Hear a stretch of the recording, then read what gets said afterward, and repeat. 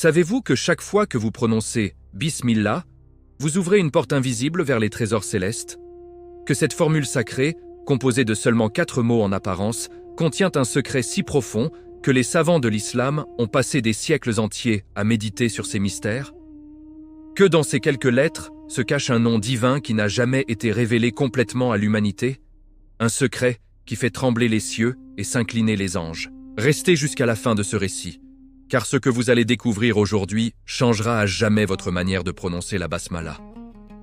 Avant de plonger dans ce voyage spirituel extraordinaire, je vous invite de tout cœur à vous abonner à cette chaîne et à activer la cloche de notification pour ne manquer aucun récit qui nourrit l'âme et élève l'esprit.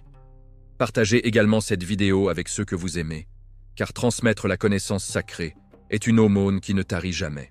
Chaque partage est une graine de lumière que vous plantez dans le cœur d'un frère ou d'une sœur.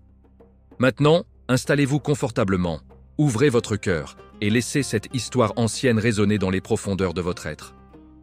Au nom d'Allah, le tout miséricordieux, le très miséricordieux. Cette formule que des milliards de musulmans prononcent chaque jour, à chaque instant de leur vie, est bien plus qu'une simple introduction. C'est une clé cosmique, un code secret, un pont entre le visible et l'invisible. Mais pour comprendre véritablement sa grandeur, nous devons remonter aux origines mêmes de la création, aux temps immémoriaux où les anges contemplaient la gloire d'Allah dans les cieux supérieurs. Les savants du tafsir racontent qu'avant même la création d'Adam, paix sur lui, avant que le temps lui-même n'existe tel que nous le connaissons, Allah le Tout-Puissant inscrivit la basmala dans les tables gardées, le Law al-Mahfouz. Cette inscription n'était pas faite d'encre ordinaire, mais de lumière pure, une lumière qui précédait toute autre lumière. Les anges, dans leur sagesse infinie, s'émerveillaient devant cette formule et comprenaient qu'elle contenait l'essence même de la miséricorde divine.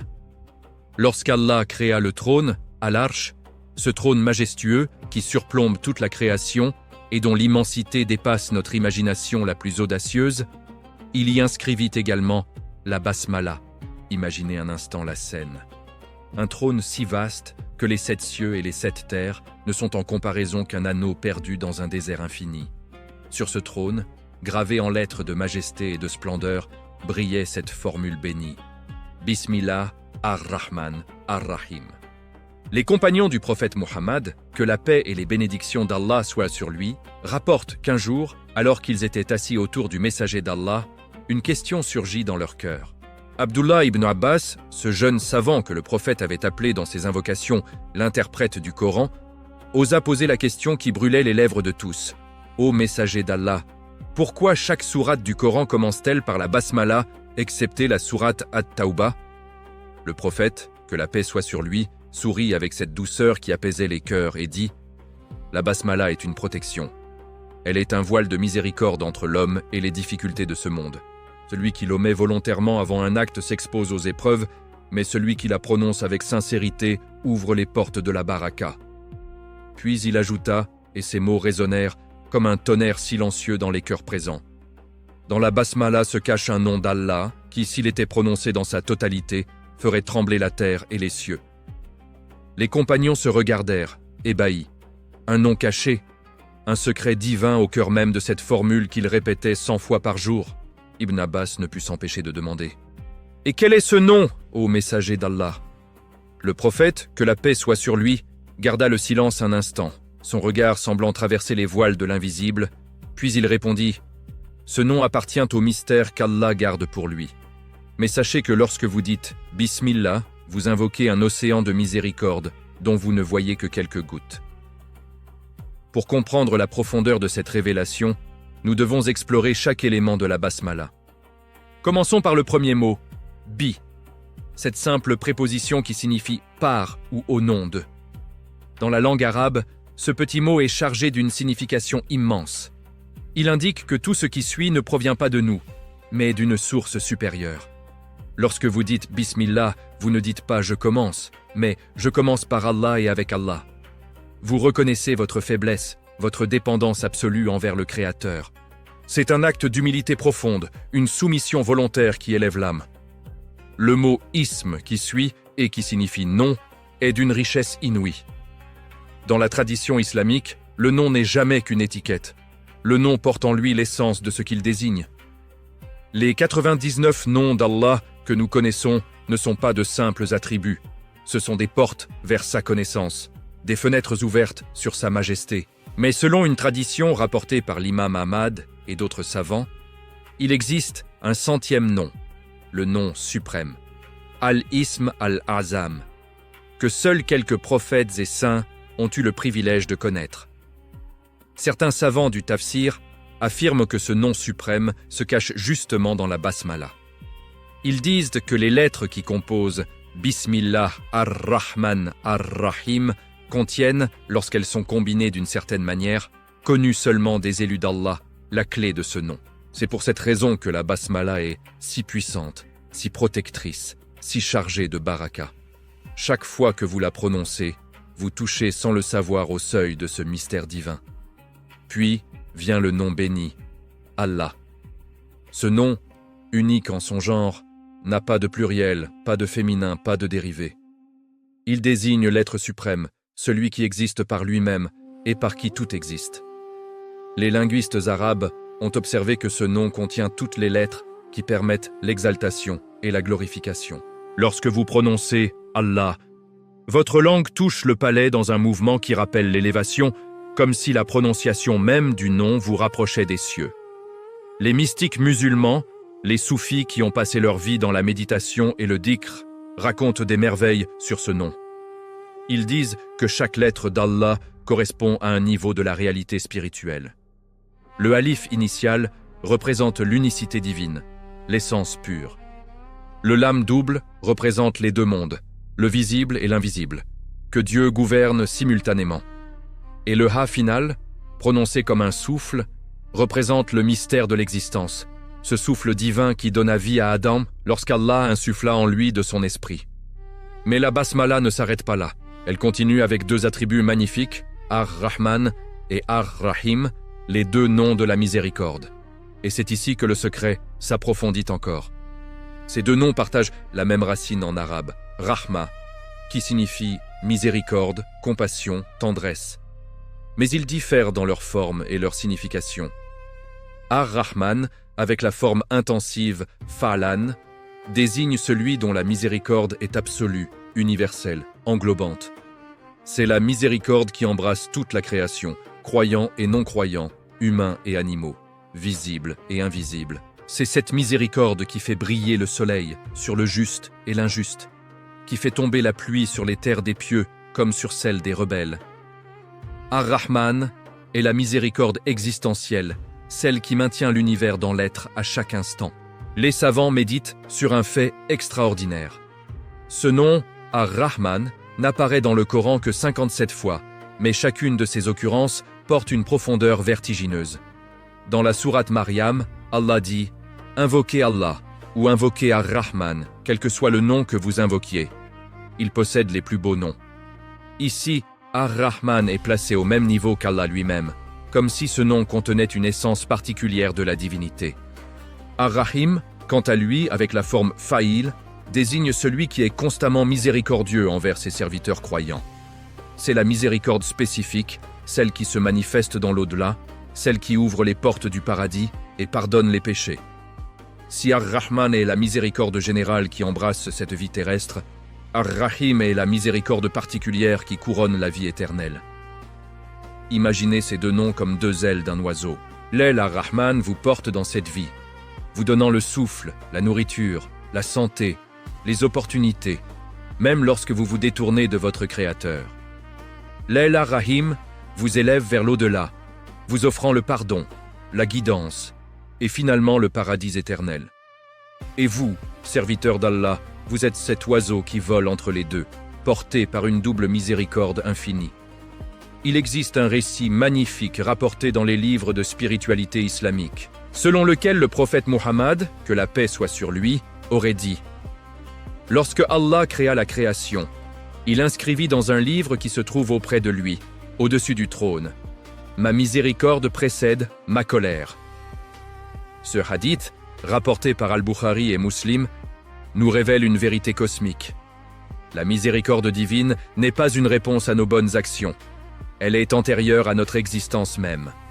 Nous baignons dans un océan de miséricorde dont nous ne percevons que quelques vagues. Les 7 cieux et les 7 terres furent créés par la basmala. Lorsqu'Allah voulut créer les cieux, il prononça « Bismillah ar-Rahman ar-Rahim » et ils se déployèrent dans leur immensité. Lorsqu'il voulut créer les étoiles, il prononça la basmala et elles s'allumèrent comme des lampes dans l'obscurité cosmique. Lorsqu'il voulut créer l'eau, source de toute vie, il prononça la basmala et les océans se remplirent de leur mystère. Cette vérité est confirmée dans le Coran lui-même. Dans la sourate Hud, Allah nous raconte l'histoire de Noé et de l'arche qui sauva les croyants du déluge. Et au moment où l'arche allait prendre la mer, au moment où les flots déchaînés menaçaient d'engloutir toute vie, Noé, ce prophète patient qui avait appelé son peuple pendant 950 ans, prononça ces mots immortels « Bismillah majraha wa mursaha » Au nom d'Allah sera sa course et son mouillage. Par la basmala, l'arche vogua sur des vagues hautes comme des montagnes, protégée par un bouclier invisible de miséricorde divine. Le prophète Salomon, paix sur lui, ce roi prophète à qui Allah avait donné un royaume tel que nul après lui n'en aura de semblable, utilisait la basmala dans toutes ses correspondances. Lorsqu'il envoya une lettre à la reine de Saba, Bilqis, pour l'inviter à l'islam, il commença par Bismillah ar-Rahman ar-Rahim. Cette formule, placée en tête du message, portait en elle une puissance qui toucha le cœur de la reine. Avant même de lire le contenu de la lettre, elle sentit qu'il ne s'agissait pas d'une missive ordinaire, mais d'un appel divin. Les compagnons du prophète Muhammad comprirent rapidement l'importance de la basmala et l'intégrèrent dans tous les aspects de leur vie. Avant de manger, avant de boire, avant d'entrer dans leur maison, avant de monter sur leur monture, avant de commencer une bataille, ils prononçaient « Bismillah ». Cette pratique n'était pas une simple habitude ou une superstition, c'était une reconnaissance constante de la présence divine dans chaque instant, dans chaque acte, aussi petit soit-il. Il y a une histoire merveilleuse rapportée par l'imam Muslim dans son Sahih. Un homme vint voir le prophète et lui dit « Ô messager d'Allah, les shayatines, les démons, m'ont causé tant de mal hier soir. » Le prophète demanda « As-tu prononcé Bismillah lorsque tu es entré dans ta maison ?» L'homme répondit « Non. » Le prophète dit « Lorsque tu entres sans dire Bismillah, le démon dit au sien « Vous avez trouvé un lieu pour passer la nuit. » Et lorsque tu manges sans dire Bismillah, il dit « Vous avez trouvé de quoi dîner. » Mais celui qui dit Bismillah lorsqu'il entre et lorsqu'il mange, le démon dit au sien « Vous n'avez ni lieu pour la nuit, ni de quoi manger. » Cette tradition prophétique nous révèle une vérité capitale. La basmala est une barrière spirituelle, une protection invisible contre les forces du mal. Lorsque vous la prononcez avec conscience et sincérité, vous activez un bouclier de lumière qui repousse les ténèbres. Les démons, ces créatures de feu créées pour tester et tenter l'humanité, fuient devant la mention du nom d'Allah, car ils savent, mieux que beaucoup d'humains, la puissance que recèlent ces mots bénis. Les savants ont également médité sur la structure même de la basmala. Elle contient 19 lettres en arabe. Ce nombre n'est pas anodin. 19 est mentionné dans le Coran, dans la sourate Al-Muddathir, où Allah dit « Ils sont 19 à y veiller », parlant des gardiens de l'enfer. Les mathématiciens musulmans et les chercheurs en miracles numériques du Coran ont découvert que le nombre 19 structure de nombreux aspects du livre saint. Cette harmonie mathématique n'est pas le fruit du hasard, mais une signature divine, une preuve supplémentaire que le Coran vient d'une source qui transcende la capacité humaine. Chaque lettre de la basmala porte également une signification ésotérique dans la tradition soufie. Le bas de Bismillah représente la beauté divine, la manifestation visible de la majesté invisible. Le signe représente les secrets divins, ces mystères que seuls les cœurs purs peuvent percevoir. Le mime représente la mort et la renaissance spirituelle, le passage nécessaire vers l'éveil de l'âme. Ensemble, ces lettres forment une carte spirituelle, un chemin initiatique vers la connaissance de Dieu. Il existe également une tradition selon laquelle le prophète Muhammad, lors de son ascension nocturne, Al-Isra wal-Mi'raj, lorsqu'il traversa les 7 cieux et se tint devant Allah sans intermédiaire, reçut des enseignements secrets sur la basmala. On raconte que l'ange Gabriel, qui avait accompagné le prophète jusqu'aux limites de sa capacité, s'arrêta à un certain point et dit « Si j'avance d'un pas de plus, je brûlerai, mais toi, avance. » Et le prophète continua seul, protégé par la lumière de la basmala qui l'enveloppait comme un manteau céleste. Dans ce moment sublime, devant le Seigneur des mondes, le prophète entendit une révélation concernant la basmala. Cette formule que j'ai placée au début de mon livre est une miséricorde pour les mondes. Celui qui la prononce avec amour, humilité et conscience, je lui ouvre les portes de ma proximité. Et celui qui médite sur ses significations voit s'illuminer son cœur d'une lumière qui ne s'éteint jamais. Les premiers musulmans de Médine avaient une pratique magnifique. Chaque matin, après la prière de Fajr, ils s'asseyaient en cercle et répétaient la basmala 100 fois. Puis ils méditaient en silence sur sa signification. Cette méditation matinale imprégnait toute leur journée d'une présence divine. Leurs transactions commerciales étaient justes, car ils commençaient par Bismillah. Leurs paroles étaient bienveillantes, car elles étaient prononcées au nom du miséricordieux. Leurs actions étaient nobles, car elles étaient accomplies dans l'ombre de la basmala. Les grands savants de l'islam, à travers les siècles, ont écrit des volumes entiers sur cette formule. L'imam al-Ghazali, dans son œuvre monumentale Ihya Ulum al-Din, La renaissance des sciences religieuses, consacre des pages entières au secret de la basmala. Il écrit « Celui qui prononce Bismillah en pleine conscience de ces trois dimensions, la dimension de la souveraineté divine, la dimension de la miséricorde universelle et la dimension de la miséricorde spécifique, celui-là, atteint un état spirituel où chaque acte devient une adoration. » Ibn Arabi, le grand maître soufi d'Andalousie, va encore plus loin. Dans ses Futuhat al-Makkiyya, les illuminations mécoises, il explore les correspondances cosmiques de la basmala. Selon lui, cette formule est le microcosme qui reflète le macrocosme. Elle contient en miniature toute la réalité de l'existence. Le bi représente le pont entre le créé et l'incréé. Allah représente l'essence divine absolue. Ar-Rahman représente la manifestation divine dans la création. Et Ar-Rahim représente le retour de la création vers son créateur. Cette vision circulaire de la basmala révèle une vérité profonde. L'existence n'est pas une ligne droite qui part de Dieu et s'en éloigne indéfiniment. C'est un cercle qui part de Dieu et revient à Dieu. C'est à Allah que nous appartenons, et c'est vers lui que nous retournons, comme le dit le Coran. La basmala encode ce mouvement circulaire, ce voyage de l'âme depuis sa source divine jusqu'à son retour éternel. Mais revenons au secret du nom caché. Selon certains savants, notamment de l'école du tafsir symbolique, le nom suprême d'Allah ne peut être prononcé par une langue humaine dans sa totalité.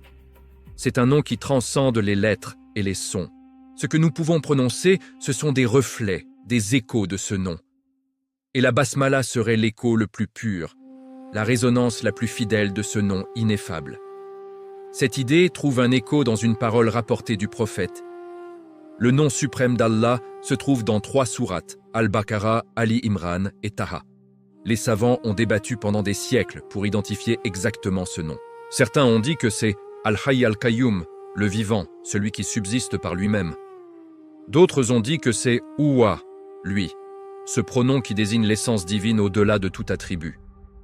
D'autres encore ont dit qu'il s'agit de Allah lui-même, dans sa prononciation avec une certaine intention et un certain état du cœur. Mais une autre opinion, rapportée par plusieurs chaînes de transmission, affirme que le nom suprême n'est pas un mot unique, mais une combinaison, une formule. Et selon cette opinion, la basmala complète serait la clé de cette combinaison. Lorsque vous dites « Bismillah ar-Rahman ar-Rahim » avec une présence totale, avec un cœur qui tremble de vénération, avec une conscience aiguë de vous tenir devant l'infini, vous prononcez en réalité le nom suprême, ou du moins, vous en touchez l'essence. Il y a un récit magnifique dans les annales de l'histoire islamique. Un homme vertueux, connu pour sa piété et sa dévotion, vivait à Bagdad au temps des Abbassides. Chaque nuit, il se levait pour prier et commençait toujours sa prière par répéter la basmala 1000 fois. Un jour, alors qu'il était en prière, il vit en vision le prophète Mohammed qui lui dit « Ô serviteur d'Allah, tu frappes à la porte depuis longtemps. Il est temps qu'elle s'ouvre. » À partir de ce moment, cet homme entra dans un état spirituel si élevé que les gens venèrent de loin pour bénéficier de sa présence et de ses invocations. Cette histoire nous enseigne que la basmala n'est pas seulement une formule de politesse spirituelle, c'est une clé. Mais comme toute clé, elle ne fonctionne que si vous savez comment la tourner. La répétition mécanique ne suffit pas. Il faut la présence, l'intention, l'amour, la conscience. Il faut comprendre que vous ne prononcez pas de simples mots, mais que vous établissez une connexion avec le Créateur de l'univers. Dans la tradition du dhikr, le rappel d'Allah, certaines confréries soufis ont développé des pratiques intensives autour de la basmala. Ils se réunissent en cercle et dans un état de méditation profonde, ils répètent la basmala selon des rythmes spécifiques, en synchronisant leur respiration et les battements de leur cœur avec la prononciation des mots. Cette pratique, disent-ils, permet de purifier le cœur de ses maladies spirituelles et d'ouvrir l'œil intérieur qui perçoit les réalités divines. Le Coran lui-même nous invite à méditer sur la basmala. Dans la sourate Al-Hijr, Allah dit « Nous t'avons certes donné les 7 versets répétés et le Coran sublime. Selon certains commentateurs, les 7 versets répétés ne sont autres que la Fatiha, la sourate d'ouverture, qui commence par la basmala. Et dans la Fatiha elle-même, après la basmala initiale, chaque verset résonne comme un écho de cette formule inaugurale. Alhamdulillah, la louange appartient à Allah, est une réponse à Bismillah. Rabb al-Alamin, le Seigneur des mondes, explicite qui est cet Allah mentionné dans la basmala. Ar-Rahman, Ar-Rahim, répété dans la Fatiha, renforce et amplifie ces 2 attributs de la miséricorde. Ainsi, la Fatiha tout entière peut être lue comme un déploiement, une explication, une méditation sur la basmala. Et comme la Fatiha est répétée au moins 17 fois par jour dans les 5 prières obligatoires, cela signifie qu'un musulman pratiquant répète et médite sur la basmala au minimum 17 fois quotidiennement, sans compter toutes les autres occasions où il la prononce. Calculons ensemble, 17 fois par jour, cela fait environ 6205 fois par an. Sur une vie de 60 ans de pratique religieuse, cela représente plus de 372 000 répétitions. 372 000 occasions de se connecter à Allah, de demander sa miséricorde, de se placer sous sa protection. Quelle autre pratique humaine offre une telle constance, une telle fidélité, une telle opportunité de proximité avec le divin? Cette répétition quotidienne n'est pas monotone, elle est transformative. À chaque prononciation sincère de la basmala, quelque chose change en vous. Une couche de dureté se détache de votre cœur, une lumière nouvelle s'allume dans votre conscience, une compréhension plus profonde se révèle. C'est comme polir un miroir. Au début, le reflet est flou, mais avec la répétition patiente, le miroir devient si clair qu'il reflète la réalité sans distorsion. Il est dit dans les enseignements mystiques que lorsqu'un serviteur prononce la basmala, les anges présents disent « Amin », qu'il en soit ainsi. Ils témoignent de cette invocation et demandent à Allah d'accepter ce que le serviteur va entreprendre sous l'égide de son nom. Imaginez, à chaque fois que vous dites « Bismillah », des milliers d'anges invisibles qui vous entourent répondent et amplifient votre invocation. Vous n'êtes jamais seul.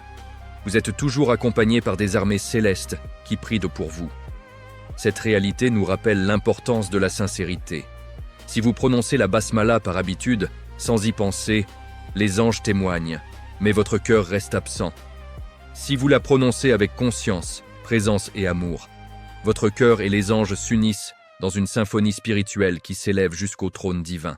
Le prophète Mohammed a dit « Tout acte important qui ne commence pas par Bismillah est coupé de la baraka ». Réfléchissez à cette parole. Couper de la baraka signifie priver de bénédiction, priver de cette force mystérieuse qui fait qu'un petit effort produit de grands résultats, qu'une petite semence devient un arbre immense. Dans notre époque moderne, où tout va vite, où l'efficacité est au règne, où nous cherchons constamment à optimiser notre temps et nos ressources, nous oublions que la vraie efficacité vient de la baraka et que la baraka vient de la connexion avec Allah. Un homme d'affaires peut passer des années à construire son entreprise avec intelligence, stratégie et travail acharné. Mais si la baraka n'est pas présente, tout peut s'effondrer en un instant. Un étudiant peut mémoriser des volumes entiers, mais sans baraka, sa connaissance ne portera pas de fruits. Une relation peut être basée sur l'amour et le respect, mais sans baraka, elle s'étiole. La basmala est la clé qui ouvre les réservoirs de baraka divine. Dans le contexte contemporain, où beaucoup de musulmans vivent dans des sociétés sécularisées, prononcer la basmala devient un acte de résistance spirituelle. C'est affirmer, au milieu d'un monde qui a oublié Dieu, que rien ne se fait sans lui. C'est se rappeler constamment que nous ne sommes pas les auteurs de notre vie, mais les acteurs d'un scénario écrit par une main divine. Cette conscience protège contre l'orgueil, contre l'illusion de l'autonomie absolue, contre le matérialisme qui vide l'âme de son sens. Les enfants musulmans apprennent la basmala avant même d'apprendre à lire. C'est souvent la première phrase complète qu'ils prononcent en arabe. Cette éducation précoce imprime dans leur subconscient une vérité fondamentale. Tout commence avec Allah. Cette empreinte les accompagne toute leur vie, comme une boussole intérieure qui les ramène toujours vers le nord spirituel, même lorsqu'ils s'égarent dans les déserts de ce monde. Il y a une beauté particulière dans le fait que la basmala commence par la lettre Ba. Dans l'alphabet arabe, le Ba est la deuxième lettre, pas la première. Le Alif, qui représente l'unité divine, l'unicité absolue, vient en premier. Mais la création commence avec le Ba. Les soufis disent que tout l'univers est contenu dans le point sous le Ba. Ce point minuscule, cette simple marque diacritique, représente le moment où l'un se manifeste dans la multiplicité, où l'absolu se déploie dans la relativité. La basmala, en commençant par le Ba, nous enseigne que toute manifestation, toute action, tout commencement dans l'univers créé doit reconnaître sa source dans l'un qui précède tout. Cette dimension symbolique enrichit notre compréhension. Nous ne prononçons pas seulement des mots, nous participons à une structure cosmique, nous nous alignons sur l'ordre de l'univers. Dire « Bismillah », c'est dire « Je reconnais ma place dans le grand ordre des choses. Je ne suis ni le premier ni le dernier, je suis un maillon dans la chaîne de l'être, et cette chaîne commence et se termine en Allah. » Le prophète Issa, Jésus fils de Marie, paix sur lui, selon certaines traditions islamiques, prononçait également des formules de glorification d'Allah avant chaque miracle. Lorsqu'il ressuscitait un mort ou guérissait un aveugle, il ne le faisait pas par son propre pouvoir, mais par la permission d'Allah. Cette humilité prophétique est l'essence même de la basmala. Reconnaître que tout pouvoir appartient à Allah, que toute capacité vient de lui, que nous ne sommes que des instruments entre ses mains. Approchons-nous maintenant du terme de notre voyage. Nous avons exploré les profondeurs de la basmala, ses secrets, ses dimensions, sa puissance. Mais la question demeure. Quel est ce nom caché qui fait trembler les cieux? La réponse, peut-être, est que ce nom n'est pas caché de nous. Il est caché en nous. Le secret n'est pas dans les lettres, mais dans le cœur qui les prononce. Le nom suprême se révèle à celui qui purifie son cœur, qui sincérise son intention, qui se présente devant Allah dépouillé de tout, sauf de son besoin absolu de lui.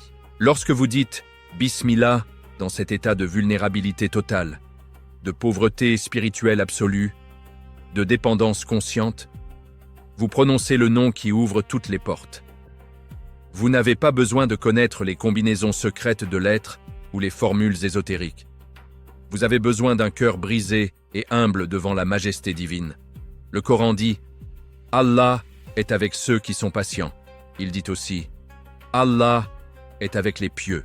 Mais il dit également « Nous sommes plus proches de lui que sa veine jugulaire ».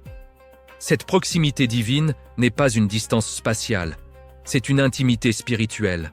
Et la basmala est le chemin vers cette intimité. Chaque prononciation sincère est un pas vers Allah. Chaque bismillah conscient est une porte qui s'ouvre sur son jardin secret. Frères et sœurs, en terminant ce récit, je vous invite à renouveler votre relation avec la basmala. Ne la prononcez plus machinalement. Faites une pause avant de la dire. Respirez profondément. Centrez votre cœur. Puis, avec toute la présence dont vous êtes capable, avec tout l'amour que vous pouvez rassembler, dites lentement, distinctement, consciemment. Bismillah ar-Rahman ar-Rahim. Sentez les mots vibrer dans votre poitrine. Laissez leur signification pénétrer votre âme et observez comment votre vie commence à changer. Car la véritable transformation ne vient pas de grandes révolutions extérieures, mais de petits changements intérieurs répétés avec constance. Une basmala prononcée avec présence vaut mieux que 1000 répétés dans l'inattention. Un bismillah qui jaillit d'un cœur éveillé peut changer le cours de votre journée, de votre semaine, de votre vie. Et peut-être, si vous persévérez dans cette pratique, si vous faites de chaque bismillah une méditation, une prière, un acte d'amour, peut-être qu'un jour, dans un moment de grâce que vous n'aurez ni cherché ni prévu, le voile se lèvera. Et vous comprendrez, non pas avec votre tête, mais avec votre cœur, le secret qui se cache dans ces mots bénis. Vous réaliserez que le non caché n'a jamais été caché. Il attendait simplement que vous soyez prêts à le voir. Que cette connaissance illumine vos cœurs. Que la basmala devienne votre compagne fidèle dans tous vos états. Que chaque acte de votre vie soit embelli par sa lumière. Et qu'Allah, Ar-Rahman Ar-Rahim, vous accorde sa miséricorde ici-bas et dans l'au-delà. Amin. Si ce récit a touché votre cœur, ne le gardez pas pour vous. Partagez-le largement, car chaque partage est une aumône continue dont les récompenses ne cesseront jamais. Abonnez-vous pour recevoir d'autres trésors de la tradition islamique.